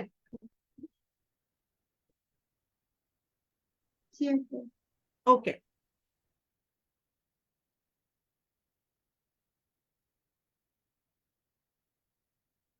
আচ্ছা আপনারা তারপরেও এই স্লাইডটার একটা স্ক্রিনশট নেন, কারণ আমি যে জিনিসটা যে লাইনটা পাচ্ছি না শীটে সেটা হচ্ছে এই লাইনটা, এই যে এটা ডিসেমিনেটেড ডিজিজ। আপনারা একটু খুঁজে দেখেন তো এখানে শীটের কোথায় আছে, থাকা তো উচিত ছিল। বইয়ে আছে। বইয়ে তো আছে, কারণ আমি তো বলছি ওদেরকে বইয়ের ওই পাতায় হচ্ছে তুলে দিতে, ওরা ওরা কি তুলে দিছে আল্লাহ তাআলাই জানে। আচ্ছা ঠিক আছে, আপনারা খালি এই লাইনটার একটা স্ক্রিনশট নিয়ে নেন, যাদের কাছে শীট আছে তারা এই লাইনটার একটা ছোট্ট স্ক্রিনশট নিয়ে নেন। এই যে disseminated disease cause high morbidity and mortality, complications may be by hemorrhagic pneumonia and DIC। ওকে, আচ্ছা এখন আপনারা চলে আসেন যে আমাদের রিক্স অর হারপিস প্রেগন্যান্সি কি। আমার এখানে যেটা আছে সেটা হচ্ছে সামেশন, আপনার ওইখানে যা আছে সেটা পুরাটা আপনাকে পড়তে হবে। আপনি খালি সামেশন লাইনগুলা পরে খুঁজেন, বাকি সব লাইন শিটে আছে, খালি এই লাইনটা নাই, লাল কালি লাইনটা নাই। দেখেন প্রথম কথা হচ্ছে একটা ফিজিওলজিক্যাল বা সাইকোলজিক্যাল ট্রমা, কারো হচ্ছে জ্বর আসতেছে, কেউ ঝগড়াঝাটি করছে, সেটা কিন্তু রিকারেন্স রেট করতে পারে। ঠিক আছে, দেখবেন এইখানে কারো হারপিস লেভেলিস, আমার খুব উঠে, জ্বর ঠোসা উঠে যায়। হ্যাঁ, হারপিস লেভেলিস মানেই কিন্তু ওয়ানটা ভাই, আবার জেনিটালিস ভাইবা আমি সেক্সুয়ালি কন্ট্যাক্টে গেছি এগুলো ভাইবেন না, আস্তাগফিরুল্লাহ। হ্যাঁ, এনিওয়ে যাই হোক, যেটা বলতেছিলাম জোকস অ্যাপার্ট, সেটা হচ্ছে অ্যাডভার্স ইফেক্ট যেটা হয় আপনার যদি প্রেগন্যান্সিতে কারো প্রাইমারি ইনফেকশন হয়, সেটা হচ্ছে সবচেয়ে বেশি অ্যাডভার্স ইফেক্ট হবে। সেইটা কি করতে পারে? ইনক্রিজ রিস্ক অফ হচ্ছে মিসক্যারেজ করতে পারে, IUGR করতে পারে যেটা আপনাদের জন্য ভেরি ইম্পর্টেন্ট, আর প্রিটার্ম লেবার করতে পারে, স্পেশালি যাদের হচ্ছে প্রাইমারি ইনফেকশন লাস্ট ট্রাইমেস্টারে হয়। তাহলে আমরা হারপিসের ক্ষেত্রে জানবো যে হারপিসের ডেলিভারিটা আমরা কি করব এবং কখন করব। ঠিক আছে, গেল প্রথম কথা হচ্ছে IUGR increase risk of miscarriage আর প্রিটার্ম লেবার করলো। আমার যদি ভ্যাজাইনাল ডেলিভারি আমি করি, তাহলে মা থেকে বাচ্চার প্রাইমারি ইনফেকশনের জন্য হচ্ছে যাবে 50% ইনফেক্টেড হওয়ার চান্স আছে। আমি কি চাই এই 50% বাচ্চা ইনফেক্টেড হোক? রিকারেন্টের ক্ষেত্রে 5%, এটাও কি আমি চাই? আমি কোনোটার ক্ষেত্রেই চাই না, কিন্তু আমাকে তো গাইডলাইন ফলো করতে হবে। তাহলে আমার গাইডলাইন কি বলে সেটা দেখার আগে আমি দেখে নেই ফিটাসের যে ড্যামেজটা আমি বলতেছি সেটা কি ড্যামেজ। ফিটাসের সেন্ট্রাল নার্ভাস সিস্টেম ড্যামেজ হইতে পারে। হারপিস কিন্তু আপু টেরাটোজেনিক কোথাও বলা হয় নাই, হারপিসকে কিন্তু টেরাটোজেনিক ভাইরাস কোথাও বলা হয় নাই। তাহলে আপনারা কখনোই একে টার্মিনেশন করতে বলতে পারেন না। টেরাটোজেনিক ভাইরাসের মধ্যে একমাত্র রুবেলাকে আমরা ফার্স্ট ট্রাইমেস্টারে টার্মিনেশনের কথা বলে থাকি, আর কাউকে আমরা বলি না। আর টক্সোপ্লাজমা গন্ডি উইথ হচ্ছে গিয়ে যদি হাইড্রোকেফালাস থাকে তাহলে আমরা বলি, আর কাউকে আমরা টার্মিনেশন করতে অফার করি না। এইচআইভির মাদার যদি সিক করে যে সে টার্মিনেশন করবে, তখন আমি তাকে টার্মিনেশন করে দিতে বাধ্য, কিন্তু তার আগে তাকে আমি কাউন্সেলিং করব, তাকে আমি টার্মিনেশনের এগেইনস্টে কাউন্সেলিং করব। তাহলে মাত্র দুইটা জায়গায় আমাদের টার্মিনেশন করা যায়, একটা হচ্ছে রুবেলা ফার্স্ট ট্রাইমেস্টারে, আর একটা হচ্ছে টক্সোপ্লাজমা উইথ হাইড্রোকেফালাস, তাদেরকে আমি টার্মিনেশন অফার করতে পারি। তাহলে আমার এখানে damage of central nervous system করা সত্ত্বেও আমরা মেডিকেল টার্মিনেশন করব না। এই কথাটা আপনাদের জন্য খুবই ইম্পর্টেন্ট, এই কথাটা আপনাদের জন্য খুবই ইম্পর্টেন্ট। আপনারা স্ক্রিনশট নিয়ে নেন, এখানে আপনারা লিখে নেন, যা খুশি করেন করেন, এটা তো আপনাদের একদম ইম্পর্টেন্ট, ঠিক আছে? এখন আসলে আমরা ডেলিভারি কি হয়, আমাদের অ্যানিমাল স্ক্যান 20 সপ্তাহে করাইলাম, আমরা ডেলিভারি কিভাবে করাবো? ডেলিভারিটাই আপনাদের সবচেয়ে ইম্পর্টেন্ট, ঠিক আছে? ডেলিভারিটাই আপনারা যদি বলেন তাহলে আপনাদের সবচেয়ে ইম্পর্টেন্ট হচ্ছে ডেলিভারি। ডেলিভারিটা আমরা কি করাবো দেখেন, আমাদের প্রাইমারি হার্পিস ইনফেকশন যদি হয় তাহলে রিকারেন্টের চেয়ে বেশি শেড করবে, এটা তো জানলেনই। এবং আমাদের যদি অ্যাক্টিভ প্রাইমারি ইনফেকশন থাকে সেইখানে আমরা ডেলিভারিটা সিজারিয়ান সেকশন দিয়ে করাবো। এখন আপনার কাছে 22 সপ্তাহে একটা পেশেন্ট আসছে, আপনি সিজার করবেন? 28 সপ্তাহে আসছে সিজার করবেন? 34 সপ্তাহে আসছে সিজার করবেন? আপনি 34 সপ্তাহে আসলে তাকে কি করবেন? ট্রিটমেন্ট দিব। আমি 34 সপ্তাহে একটা পেশেন্ট আসছে, এখন তাকে আমি কি করব? ট্রিটমেন্ট দিব। আমি কখন তার ডেলিভারি করাবো সিজার করে? দেখেন আপনাদের একটা টার্গেট গ্রুপে একটা দিছিল যে 38 সপ্তাহে একটা পেশেন্ট আসছে লেবার এন্ড ডেলিভারি ওয়ার্ডে। তার মানে কি এই পেশেন্টটা লেবার পেইন নিয়ে আসছে। কেউ হার্পিস সিমপ্লেক্স ভাইরাসের পেইনের জন্য লেবার ওয়ার্ডে আসবে না। যদি সে গাইনি আউটপেশেন্ট ডিপার্টমেন্টে আসে তাহলে আমি ধরে নিব 38 সপ্তাহে যে আসছে সে লেবার পেইনে নাই, সে গাইনি আউটপেশেন্ট ইয়াতে আছে। তখন তাকে আমি, সে 36-এ আসতে পারে, সাধারণত 38 সপ্তাহে কেউ গাইনি আউটপেশেন্টে আসে না, তো 36-এ সে আসছে, গাইনি আউটপেশেন্টে আসছে, তখন আমি তাকে ট্রিটমেন্ট দিব। এখন 38 সপ্তাহে আসছে, সে লেবার এন্ড ডেলিভারি ওয়ার্ডে আসছে, লেবার এন্ড বলেই দিবে আপনাকে, লেবার এন্ড ডেলিভারি ওয়ার্ডে আসছে, বা অপস ওয়ার্ডে আসছে, বা লেবার ওয়ার্ডে আসছে, বা ওয়ার্ডে হসপিটালাইজড হয়েছে, বা হসপিটালাইজড হয়েছে, হসপিটালে আসছে, ঠিক আছে, ক্লিনিকে আসছে। তো এইরকম পেশেন্ট যখন আসবে তখন আমি দেখবো তার কি দুইটা শর্ত প্রযোজ্য, একটা টার্ম চলে গেছে তার মানে সে টার্মে চলে আসছে, 2 নাম্বার তার মেমব্রেন ইনটেক ছিল বা রিসেন্টলি রাপচার ছিল। রিসেন্টলি রাপচার মানে কি, মানে 6 ঘন্টার মধ্যে রাপচার হয়েছে, তাহলে তার মেমব্রেন ইনটেক ছিল অথবা রিসেন্টলি রাপচার ছিল। রিসেন্টলি রাপচার মানে কি, 6 ঘন্টার মধ্যে রাপচার হয়েছে, তাহলে সেই টাইপের পেশেন্টকে আমি সিজারিয়ান সেকশন করব। আর কোথাও ভ্যাজাইনাল ডেলিভারি করাবেন কিনা কিচ্ছু বলা নাই। এখন আপনার 22 সপ্তাহে কারো হার্পিস সিমপ্লেক্স হয়েছে, সেইখানে আপনি, সে আপনার কাছে আসছে, বা তার 30 সপ্তাহে হার্পিস ইনফেক্স হয়েছে, আপনি কি তার হচ্ছে গিয়ে যে সিজার করবেন? করবেন না। আপনি তার ম্যানেজমেন্ট কি দিবেন? তার ট্রিটমেন্ট দিবেন। এরপর কি ম্যানেজমেন্ট হবে? তার কোন আমলে হার্পিস হয়েছে তার জন্য আমি তাকে সিজারের ম্যানেজমেন্ট দিব? নো, তার অবস্টেট্রিক ম্যানেজমেন্ট অ্যাজ ইউজুয়াল হবে। তাহলে বুঝেন, আপনার কাছে একটা টার্ম পেশেন্ট আসবে, তার মেমব্রেন ইনটেক থাকবে অথবা রিসেন্টলি রাপচার থাকবে, সেই সব পেশেন্টের অ্যাক্টিভ লেশন থাকবে, বা primary genital herpes simplex infection থাকবে, অ্যাক্টিভ লেশন থাকবে, অথবা primary genital herpes simplex infection থাকবে। যদি বলে রিকারেন্ট ছিল, কিচ্ছু করবেন না, 5% চান্স। অপস ম্যানেজমেন্ট নর্মাল হবে, আপনি হচ্ছেন গিয়ে যে রিকারেন্ট ইনফেকশনে অ্যাসাইক্লোভির দিয়ে দিবেন, কারণ রিকারেন্ট ইনফেকশনে কোথাও বলা নাই যদি অ্যাক্টিভ লেশন না থাকে, অ্যাক্টিভ কথাটা যদি না থাকে তাহলে কোথাও আপনি কিন্তু তার সিজার করতে পারবেন না। রিকারেন্টে অ্যাক্টিভ কথাটা না বলা পর্যন্ত, অ্যাক্টিভ বলা থাকে অনেক সময় রিকারেন্টে, যে অ্যাক্টিভ লেশন আছে সে রিকারেন্ট হার্পিস নিয়ে আসছে, তার অ্যাক্টিভ লেশন আছে তাই সে রিকারেন্ট হার্পিস নিয়ে আসছে, তার সিমিলার অ্যাটাক ছিল এরকম আসছে, তখন আপনি সিজার করতে পারেন, কিন্তু তার আগে না। তাহলে আপনার কিওয়ার্ড হচ্ছে আইদার অ্যাক্টিভ অথবা প্রাইমারি। কখন সিজার করবেন? মেমব্রেন ইনটেক থাকবে, রিসেন্টলি রাপচার থাকবে, কখন? টার্মে। টার্ম কখন? 37 থেকে 42-এর মধ্যে যে কোনো একদিন। ওকে, এদের ক্ষেত্রে আপনি এখন আসেন যাদের ক্ষেত্রে আপনি সিজার করবেন না, যারা আসলে রিমোট ফর্ম টার্ম আসছে, তাদেরকে কি দিবেন? প্রাইমারি ইনফেকশনের জন্য অ্যাসাইক্লোভির দিবেন অথবা ভ্যালসাইক্লোভির দিবেন। এবং রিমোট ফর্ম টার্ম কারো যদি 36 সপ্তাহ থেকে আপনি দেখেন যে তার 34 সপ্তাহে হয়েছে, আপনি মানে 35 সপ্তাহে হয়েছে, আপনি হচ্ছেন গিয়ে যে দিচ্ছেন 36 সপ্তাহ থেকে আপনি প্রাইমারি ইনফেকশনের, আপনি ধরেন 35 সপ্তাহে সে রিসেন্টলি মানে অ্যাক্টিভ প্রাইমারি লেশন নিয়ে আসছে, আপনি 1 সপ্তাহ দিচ্ছেন ট্রিটমেন্ট, সে 36 সপ্তাহে পা দিছে, প্রাইমারি আপনার ট্রিটমেন্ট শেষ, আপনার প্রাইমারি ট্রিটমেন্ট শেষ। 36 সপ্তাহ থেকে টার্ম পর্যন্ত কিন্তু আপনাকে ইয়া চালাইতে হবে, বা ডেলিভারি পর্যন্ত আপনাকে, মানে ডেলিভারি হওয়ার আগ পর্যন্ত কিন্তু আপনাকে কি চালাইতে হবে? আপনাকে ডেইলি সাপ্রেসিভ থেরাপি চালাইতে হবে। কারণ কি? কারণ হচ্ছে আপনি চান না এই পেশেন্টটার সিজার করতে, আপনি চান না এই পেশেন্টটার সিজার করতে। ঠিক এই কথাটা বলে দিছে। প্রোফাইলেকটিক দিব? হ্যাঁ দিব। আমার যদি কেউ হার্পিস সিমপ্লেক্স ভাইরাসের সংস্পর্শে আসে তাকে প্রোফাইলেকটিক দিব, কারণ কি আমি রিডিউস করতে চাই viral shedding, neonatal transmission and caesarean delivery. মানে প্রোফাইলেকটিকও আমি দেই, মানে যারা হয় নাই, সে জীবনে তার হার্পিস হয় নাই, সে একটা প্রাইমারি রিলেশনের সামনে দিয়ে গেছে বা তার সাথে ছিল, মানে নট লাইক ফিজিক্যালি ছিল, মানে লাইক একই রুম শেয়ার করছে, তাদেরকেও আমরা ট্রিটমেন্ট দিব প্রোফাইলেকটিক, কারণ কি আমি সিজার করতে চাই না। তাহলে বুঝতে পারছেন, আমার প্রাইমারি ইনফেকশনটা 35 সপ্তাহ থেকে হচ্ছে গিয়ে যে যদি হয় তাহলে আমি তাকে দিয়ে 36 সপ্তাহ থেকে দিব, আর যদি 36 সপ্তাহ হয় তাহলে 36 সপ্তাহে 1 সপ্তাহ আমি প্রাইমারি ট্রিটমেন্ট দিয়ে 37 সপ্তাহ থেকে টিল ডেলিভারি দিব। যদি 37 সপ্তাহে হয় তাহলে তো আমি প্রাইমারি ইনফেকশনের ট্রিটমেন্ট দিতে পারি, বা আমি দেখবো তার লেবার পেইন আছে কিনা, মেমব্রেন ইনটেক কিনা, রিসেন্টলি রাপচার কিনা, বা সে লেবার ডেলিভারি ওয়ার্ডে আসছে কিনা, তখন তাকে আমি সিজার করাই দিতে পারি। ওকে, এটা কি সিজার হবে? নট ইমার্জেন্সি, এটা ইলেকটিভ সিজার হবে। আপনি ইন্ডাকশন দিতে পারবেন না, আপনি আগে ইলেকটিভ সিজার করবেন। হ্যাঁ, এটা ইলেকটিভ সিজার। আপনি ইন্ডাকশন দিয়ে কি করে মানুষ? ভ্যাজানাল ডেলিভারি করে, সো আপনি তো ভ্যাজানাল ডেলিভারি করতে চাচ্ছেন না। তাহলে এই জায়গাটা কমপ্লিকেটেড বানাবেন না, এটা খুব ইজি একটা জিনিস, যে প্রাইমারি জেনিটাল লেশন থাকবে যেটা অ্যাক্টিভ থাকবে, তার মেমব্রেন ইনটেক থাকবে অথবা রিসেন্টলি রাপচার থাকবে, তার সিজারিয়ান ডেলিভারি করাবো, সে লেবার এন্ড ডেলিভারি ওয়ার্ডে আসছে, শেষ। আর আদার্স দেন এইগুলা, তারা যারা টার্ম থেকে রিমোটে ছিল তাদেরকে প্রাইমারি থেরাপি দিব 36 সপ্তাহ থেকে, সাপ্রেসিভ থেরাপি দিব টিল ডেলিভারি, শেষ।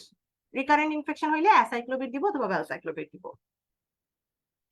বাচ্চার ফিটাল অ্যাফেকশন আমি বলছি, আপনার নিওনেটের নার্ভাস সিস্টেম অ্যাফেক্টেড হয়। আর কি অ্যাফেক্টেড হয়?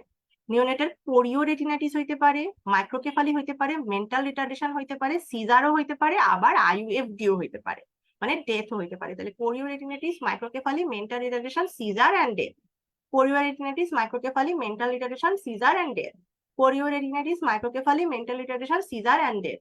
আপনাদেরকে এতবার বলার কারণ হচ্ছে আপনাদের এইখান থেকে হয়তোবা এমসিকিউ আসবে যে আমার ফিটাসের কি কি ইনফেক্টেড করে।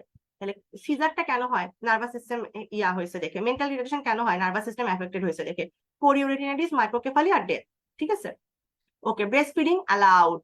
বাচ্চার মা বাচ্চাকে ওই জেনিটালের কাছে নিবে না এবং হাত ধুয়ে আসবে, দরকার পড়লে হাতে গ্লাভস পরে আসবে। লেশনের কাছে নিবে না এবং বাচ্চাকেও নিবে না এবং তার হাতকেও লেশনে নিবে না, লেশনের কাছে, ঠিক আছে? কোথায় থাকে? এটা আপনাদের বেসিকের কোশ্চেন, এটা আমি এখানে লিখে দিছি, এটা শিটে পাবেন না। স্যাক্রাল 2, 3, 4 এ থাকে। আপনারা ডায়াগনোসিস করবেন কি দিয়ে? এই ক্ষেত্রেও আপনাদের হচ্ছে গিয়ে যে আর ডিএনএ পিসিআর দিয়ে আপনি হার্পিস সিমপ্লেক্স ভাইরাস ইন প্রেগন্যান্সিকে ডায়াগনোসিস করবেন। এটার স্যাম্পল কোত্থেকে নেবেন? এটার স্যাম্পল কিন্তু সাধারণত ডিএনএটা সাধারণত ডিএনএ পিসিআর স্যাম্পলের কথা কিছু বলে নাই, ভ্যাজানাল ডিসচার্জ থেকে বা আলসার থেকে নেওয়ার কথা কিছু বলে নাই। এটার স্যাম্পল খুব সম্ভবত ব্লাড থেকে আপনি, মানে খুব সম্ভবত না, বেসিক্যালি ব্লাড থেকে নেবেন। হ্যাঁ, এটা হচ্ছে ব্যাপার। তাইলে এইচআইভি তে যাওয়ার আগে আপনাদেরকে আমি নামাজের বিরতি দিব, কারণ হচ্ছে গিয়ে যে এইচআইভিটা বেশ বড়, এইচআইভি ইন প্রেগনেন্সিটা নতুন আসছে, আর এইচআইভিটা আপনাদেরকে গুছায় পড়তে হবে। সো এইচআইভি তে যাওয়ার পরে আবার আপনাদের দেখা যাবে মাগরিবের নামাজের ওয়াক্ত হয়ে গেছে। হ্যাঁ, এইচআইভি পরে আমি মাগরিবের নামাজের বিরতি দিব। তাইলে আমাদের হারপিস পর্যন্ত এইখানে কারো কোনো প্রশ্ন আছে? আমি হারপিসটা অনেক সুন্দর করে ডিটেইলসে পড়াইছি, সুন্দর করে পড়াইছি কিনা জানি না, ডিটেইলসে পড়াইছি আর কি। কোনো প্রশ্ন থাকলে আমাকে করতে পারেন হারপিসের।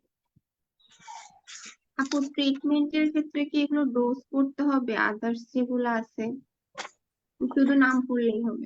আচ্ছা, এইটার একটা আমি আসলে আপনাদেরকে কি বলবো, যত দিন যাচ্ছে না, আমি কিন্তু আজকে একটা ফাউন্ডেশন ব্যাচে, কোর ব্যাচের হচ্ছে ইয়াতে ছিলাম, আমি বলতেছি যে আপনারা হ্যাঁ দেন দেন, পরীক্ষা দেন, বিসিএস এর পিছনে না ছুটে আগে পরীক্ষা দেন, কারণ এটা জেনারেল বিসিএস, কাটমার্ক না পাইলে জীবনেও হচ্ছে গিয়ে যে এই বিসিএস এ পাস হবে না, পোস্ট ফাঁকা যাবে, সেই পোস্ট পরের বিসিএস এ দিবে। এটা হচ্ছে করতেছে, রিসেন্টলি তাই করতেছে, কারণ আপনি ওই অনার্সে 3 বছর পড়া মানুষের সাথে কম্পিটিশন দিয়ে 3 মাসের মধ্যে হচ্ছে গিয়ে যে বা 4 মাসের মধ্যে 130 পাইতে পারবেন না। অনেকেই পারবেন না, অনেকে পারবেন, তাদের কথা আলাদা, তারা জানে তারা পারবে। তো যাই হোক, যেটা আমি বলতেছিলাম সেটা হচ্ছে গিয়ে যে আপু আগে আসতো না, 2018-19 পর্যন্ত ডোজ আসে নাই, 21 সাল 22 সালে ডোজ আসছে 2-1টা। যেমন ধরেন গনোরিয়ার ডোজ আসছে, টক্সোপ্লাজমার কুসংহত, ট্রাইকোমোনিয়াসিস, মেট্রোনিরাজোলের যে ডোজটা থাকে সেই ডোজটা আসছে, অ্যাজিথ্রোমাইসিনের ডোজ আসছে, পেনিসিলিনের ডোজ আসছে। হ্যাঁ, এইগুলা হচ্ছে গিয়ে যে এখন পর্যন্ত হারপিসের ডোজটা আসে নাই, এখন পর্যন্ত হারপিসের ডোজটা আসে নাই। কিন্তু অ্যাসাইক্লোভির 400 গ্রাম এটা একটু পড়ে রাখেন, আর ভ্যালসাইক্লোভির 1 গ্রাম এটা একটু দেখে রাখেন, আপনাদের আগে পড়তে হবে না, মানে রিভিশন দেওয়ার সময় আর পড়তে হবে না, বুঝতে পারছেন? আপনাদের গনোরিয়া আর সিফিলিসেরটা মাস্ট পড়তে হবে। হ্যাঁ, গনোরিয়া আর সিফিলিসের ডোজ মাস্ট করতে হবে। কিন্তু এই মানে ক্লামাইডিয়া সিফিলিস যেগুলো আছে আর কি, গনোরিয়া ক্লামাইডিয়া সিফিলিস, কিন্তু আজকে যেগুলা পড়াবো সেগুলা আনলেস আমি না বলা পর্যন্ত ডোজ আপনাদের পড়া লাগবে না। একবার পড়বেন, পড়া লাগবে না বলতে একদম হ্যাঁ আমি পড়বোই না ওইটুকুনো দেখবোই না তা না, একবার দেখবেন জাস্ট খালি, বাট রিভিশন দিবেন না, ঠিক আছে? আপু, হ্যাঁ, ইনগুইনাল লিম্ফেডেনোপ্যাথি অকার্স ওই যে হার্পেস জেনিটালিয়াতে, ওখানে ওটা কি ইউনিল্যাটারাল বলছিলেন? না এই তো প্যাচাই দিছেন। আমি বলছিলাম হিমোফিলাস ডুক্রির ইউনিল্যাটারাল। আচ্ছা, আপনাদেরকে কিন্তু আমি কম্পেয়ার করে পড়াই। আমি হিমোফিলাস ডুক্রির কথাটা বলছিলাম ইউনিল্যাটারাল, আর এর ক্ষেত্রে বলছিলাম কোনো কিছু বলা নাই, ইউনিল্যাটারাল না বাইল্যাটারাল নাকি সিমেট্রিক্যাল বলা নাই, এটা বলছিলাম। এই জন্য ক্লাসটা যখন করবেন, ধরেন আমি শেষ করে ফেলছি, যারা করছেনও তারা কিছু কিছু জায়গায় একটা কোশ্চেন মার্ক দিয়ে রাখবেন যে কি বলছিল আপু, তারপর আবার দেখে নিবেন, বুঝছেন না? আমাকে যদি কোশ্চেন করে না পান আর কি, এই মানে ধরেন হঠাৎ করে মিস হয়ে যায় না যে না কোশ্চেন করতে পারি নাই আপুকে, বা ভয় লাগছে, বা মানে খুব ভয়, আপু তো বলছিল লাস্টের দিকে কোশ্চেন নিবে, ভয় কাটায় কোশ্চেন করবেন 1 নাম্বার, কারণ আপনার পাশ আপনার উপর, আমার উপর কিন্তু পড়ানো, সেটা আমি করে ফেলতেছি, আপনার পাশ আপনার উপর। আচ্ছা, আর আমি সাধারণত কম্পেয়ার করে পড়াই। আমি চিন্তা করছি যে এখন থেকে আমি কম্পেয়ার মানে এরকম ভাবে যখন হার্পিস সিমপ্লেক্স পড়াবো আপনাদের, যাদের প্রথম যারা পড়তেছেন তাদেরকে আমি ঠিক করছি আমি একটা রিভিউ ক্লাস নিব, আপনারা পাশ করে যান।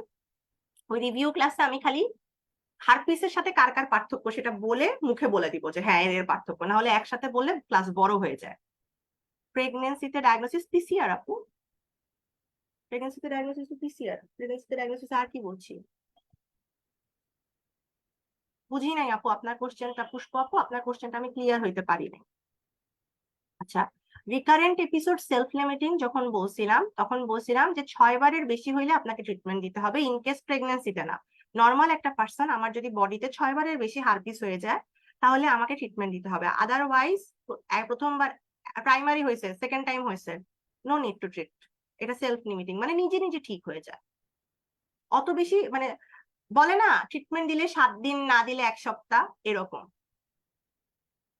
আপনাকে বলবে, দেখবেন এই যে ভিতরে যে যে একটা সালসার হইলে যে ট্রিটমেন্ট দিলে 7 দিন, না দিলে 1 সপ্তাহের মধ্যে ঠিক হবে, বা বলে যে ট্রিটমেন্ট না দিলে 7 দিন, দিলে 1 সপ্তাহ, যাতে করে ডাক্তারের কাছে পেশেন্ট আসে, কারণ 1 সপ্তাহ মানে তারা ভাবে আর্লি হয়ে যাবে।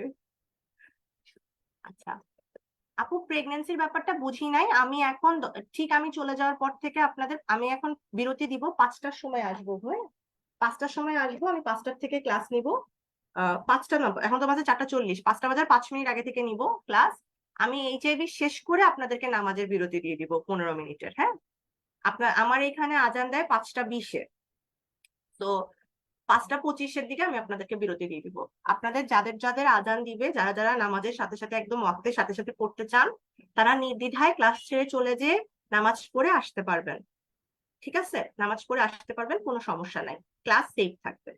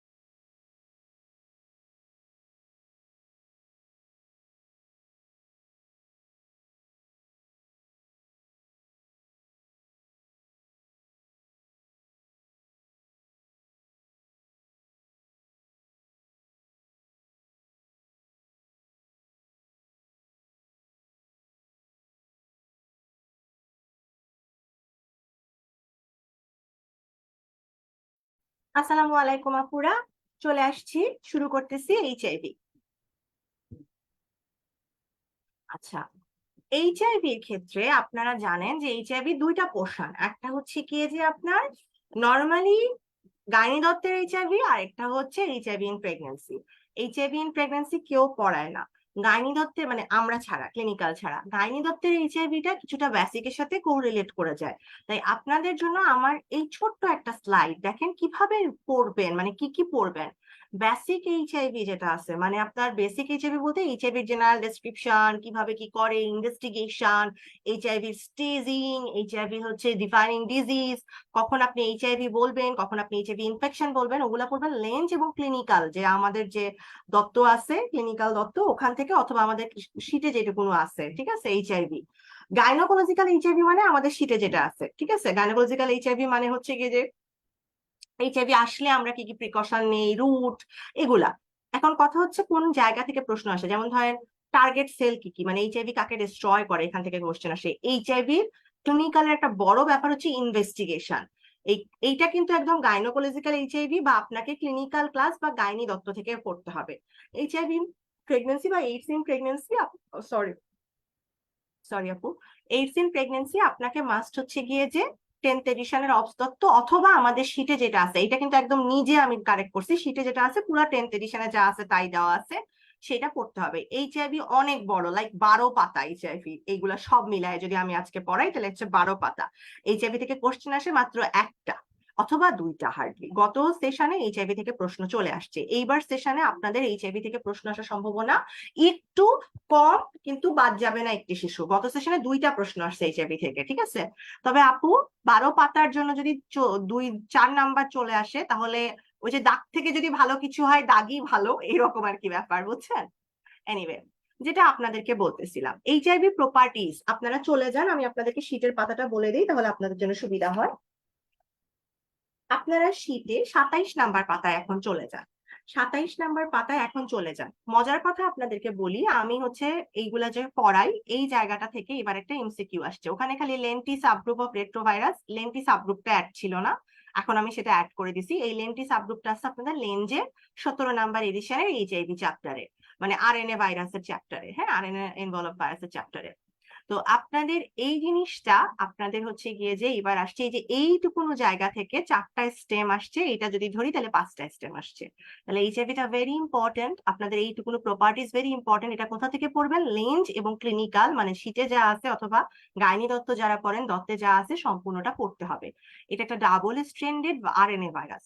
এই হচ্ছে ডিএনএ তে রিভার্স ট্রান্সক্রিপটিভ এনজাইমকে হচ্ছে গিয়ে যে পজেস করে, যেটা তাকে আরএনএ থেকে ডিএনএ তে ট্রান্সক্রাইব হইতে সাহায্য করে। এই জায়গাটাও আপনাদের জন্য এসবিএ এমসিকিউর জন্য ইম্পর্টেন্ট।